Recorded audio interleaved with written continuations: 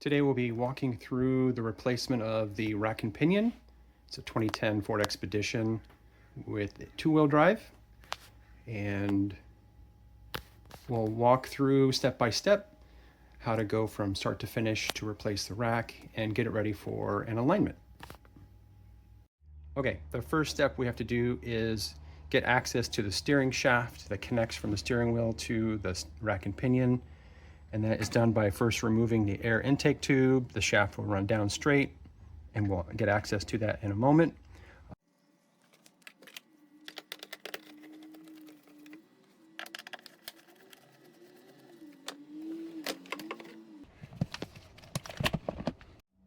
Okay, we removed everything.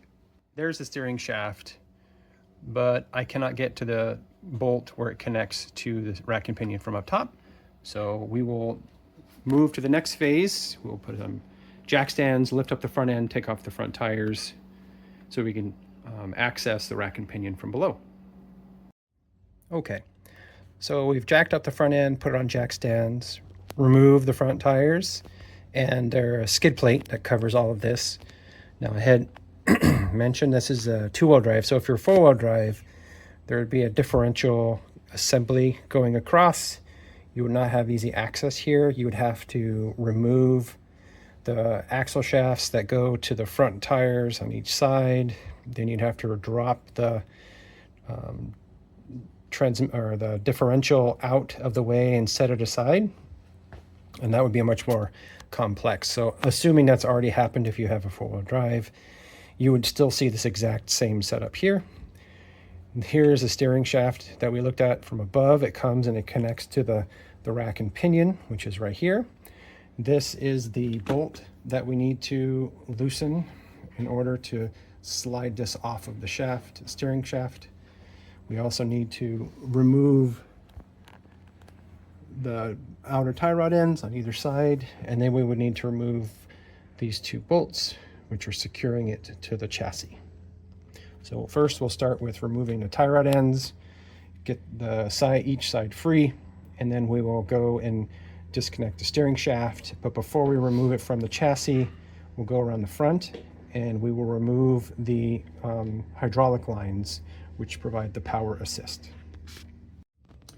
Okay, tires off. Here is the end of the rack and pinion. So we have an inner tie rod that connects to an outer tie rod. There is a jam nut that keeps it from spinning to hold your alignment. And there's also a fastening nut on top of the outer tie rod shaft that goes through the knuckle.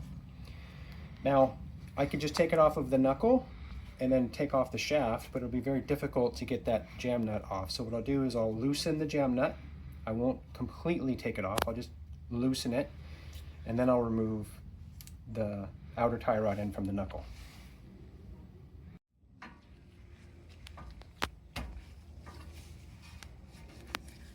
Okay, so I just broke it free with a 22mm wrench, but I put it back on finger tight. The reason I'm doing that is when I remove the rack, I want to take measurements from end to end, so that way I can rough set the new rack and pinion to a similar dimension so that I can drive it on the street without a terrible alignment and tear up my tires before getting an alignment done. Next, I'll remove this outer tie rod end. You have to remove the nut. And if you were going to keep the tie rod end and not replace it, you would use a tool like this. It would slide over the knuckle, it would hit the shaft here, and it would pop it free, because it's just a wedge jam fitting. I'm replacing these, so a quicker and easier method is to use a pickle fork, which is a tapered tool that gets in between, and I hit it with a hammer and it will pop it free. I will be throwing these away, so I don't need to save it. First, I'll remove the jam nut.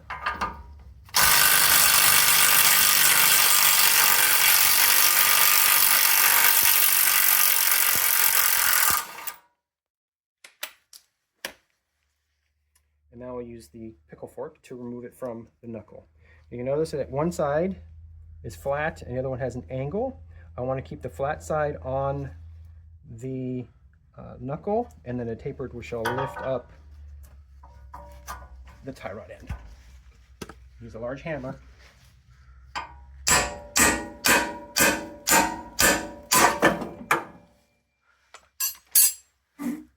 is free. So now I can just unspin and remove the outer tie rod end, keeping this nut in the same spot.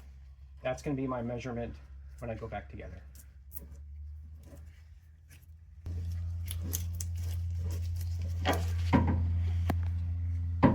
Now you'll notice that this is pretty loose. This is a worn out rack and pinion. It does have some slight leakage, but you can tell that inner tie rods are supposed to be more firm. This one doesn't have any end play, but it is very loose, which means it's pretty close to end of life. Okay, so the car came in, it was driving straight. I just disconnected the steering rack from the wheels, which prevent overturning. Behind the steering wheel is called a clock spring. It's a flat spring like you would imagine, but it only goes so far in either direction. So the risk of damage to the clock spring is if you disconnect the steering from the steering wheel itself, the steering wheel can just free spin, and you can index it incorrectly, and the first time you go full lock to the right or left, you can break your clock spring. That disengages the airbag and all your steering wheel controls, and it has to be replaced. So to prevent that, you need to lock your steering wheel in place whenever you disconnect the steering rack. So there are some tools that will go from the seat to the steering wheel and hold it in place.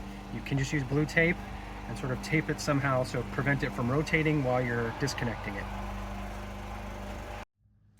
Okay, so we've done the outer tie rod ends. Next step is to replace the pinch bolt that holds the steering shaft. We've already secured the steering wheel, so this shaft will not rotate. It'll wiggle, but it won't spin. So that's protecting the steering wheel clock spring.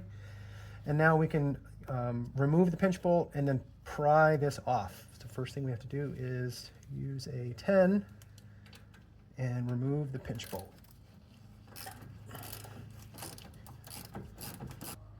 Okay, so the pinch bolt, you notice it's pretty long. It's got to go all the way across. It also has some Loctite on it. Before I put this back together, this will all have to be cleaned and more Loctite will have to be put back on. Notice the color is blue. That is the level of strength of the Loctite. You don't want to put red or any other color. That is it's important to keep the right color of your Loctite thread locking compound. So the steering shaft itself, you notice it's got grooves in it. It is a collapsible steering shaft. That's beneficial for an accident, but also for removal. It should slide right up out of the way and release. So now I have my rack and pinion is now separated from the steering shaft. And our next step is to go around the front, and we will disconnect the hydraulic lines and drain the fluid out from down here. And then the final step will be to remove the bolts and remove it from the chassis. Okay, here's the front of the rack. On an Expedition, you have a lower radiator hose, oil filter that are all around the top of the rack and pinion. These lines going in are the hydraulic lines. This vehicle does not have the typical line wrench requirement. This one just has a bolt that is holding in a retaining plate. As you can see, you remove the bolt, slide out the plate, and the line should just disconnect freely. The front one here is a 10, so when I remove these, power steering fluid is going to leak all over the floor, so you have to make sure you have a pan to catch all the power steering fluid so it doesn't make a huge mess. So the first thing I'll do is remove that 10, I'll break the lines free, let it drain as much as possible. Okay, I've already broken it free, and now it's gonna have Loctite on it most likely. It's stiff all the way out. Okay, there's the bolt. I didn't see any Loctite, but it was tough coming out. So now we have this little retainer. Slide off.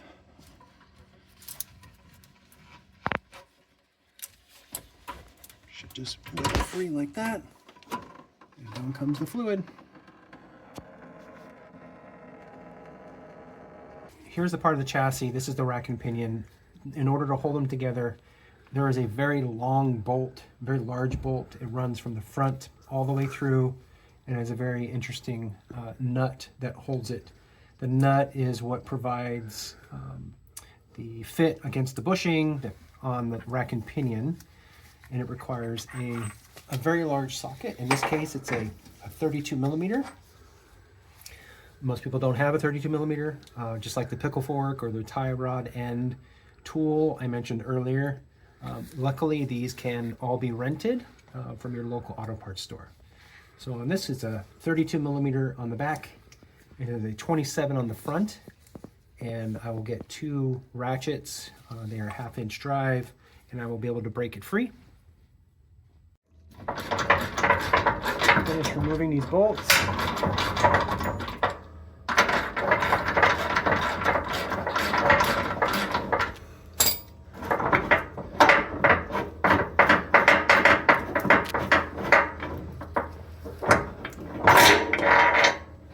One, rest, get the other one, and then there's 2. So now we're going to walk it this way, try to get this down, and then slide it that way. Okay, so the old rack is out. The one I got from the store is in front. And the first thing you have to do is you must ensure it's exactly the right part. There's been many times where it says it's the right part on the box, but on the inside it's not. So you always compare before you do any further steps. And so we can see that it has the correct mounting structure, the right bushings, the lines are the right order. The length of the tie rod ends, the inner tie rod ends, are the right length, they match. The steering coupler is the same. The orientation of the hydraulic lines is the same. So now that these are exactly the same, I can start doing the reverse procedure to get it back into the truck. Okay, so I transferred the jam nut onto the new rack, and I measured the inside of the jam nut on both sides, center off the end, to make sure it was approximately the same as the old one. Now I'm going to install the new outer tie rod ends. But before I just thread it on, I will use a little bit of anti-seize lubricant. So this is going to aid in the alignments in the future so that the threads will not get rusted shut, and it will be easier to perform the alignment. So I'll just thread this on all the way to the end up against the jam nut. Okay, so these are the 2 bolts that secure the rack and pinion to the chassis. As you can tell, they're very large. It's a 27 millimeter on this side. The torque on these is 325 foot-pounds. It was very difficult to take off. I had to get a breaker bar and stand on it with my foot. So going back on, you have to have a wrench that is strong enough to put 300 foot-pounds of torque. As you can see also, it has Loctite, again blue.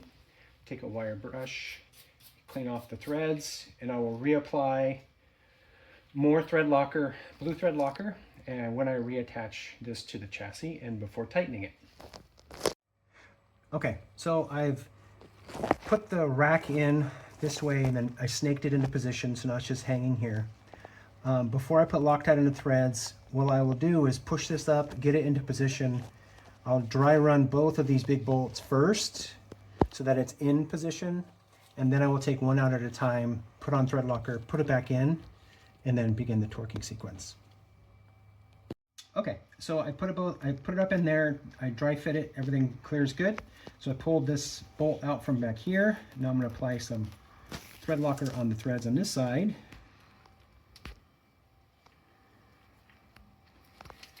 And I'll do the same to both sides, put it back in one at a time, and then I'll run it down and do the torque sequence. Okay, so here is the 2 bolts in the front of the chassis.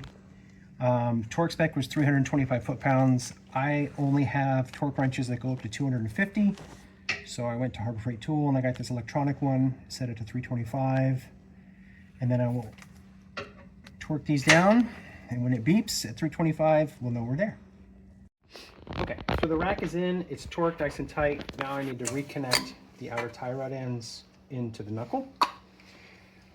The nut is going to be, I'll reuse it. I don't have replacement nuts, so but it does already have a thread locking compound. I know I took it off with an impact wrench because I didn't care about the tie rod end, but I do not want to put it back on with an impact wrench simply because it will start to spin inside this bushing. Okay, so we'll put it in into position. Start the nut. And then we have to do it by hand. So you use 2 wrenches. This one's a 21. The shaft itself has a 10. So what we'll do is hold it steady with a 10, and then we will use the 21 to tighten it all the way down.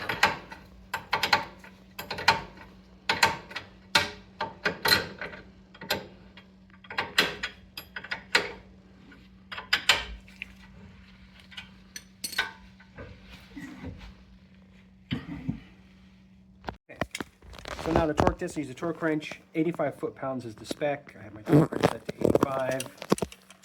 And just torque it into place. And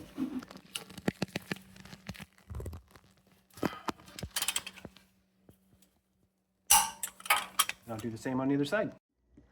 Okay, so everything was reinstalled. The steering shaft was reconnected just the same as when I removed it. The torque spec for that pinch bolt is 30 foot-pounds. I installed more Loctite, the same color blue. Buttoned everything up down there, connected the hydraulic lines, was just the reverse of removal, and came back up top. I was able to put the intake tubing back on and started to fill the reservoir. Now before you put the front tires back on, you want to fill the reservoir up and then go into the car and turn the steering wheel left and right all the way lock to lock slowly. Do that for a couple minutes and you'll notice that it'll a lot of air will purge out. Make sure you keep this topped up, keep going back and forth. And the next step is when it stops going down, what you'll do is you'll want to start the car and then turn it right back off. What you don't want to do is have this run empty really fast, because the pump will pump really fast. And if you get air into the system, it'll get very noisy, and it takes a long time to get the air purged out so you have a quiet steering pump. So next step here is I finished putting the fluid in. I went back and forth. I'm about ready to start it up. I'll get it all purged out, and then I'll go over the checklist before the tires go back on. Okay, the tires are put back on. They are torqued to 150 foot-pounds. It is time to take the vehicle for a test drive. If during the test drive anything feels off or very strange or loose, or anything that feels unsafe, please return back to your home and double check all of the connections and make sure everything is reassembled as it was removed. If everything checks out fine, you can take it to an alignment shop and to get an alignment performed.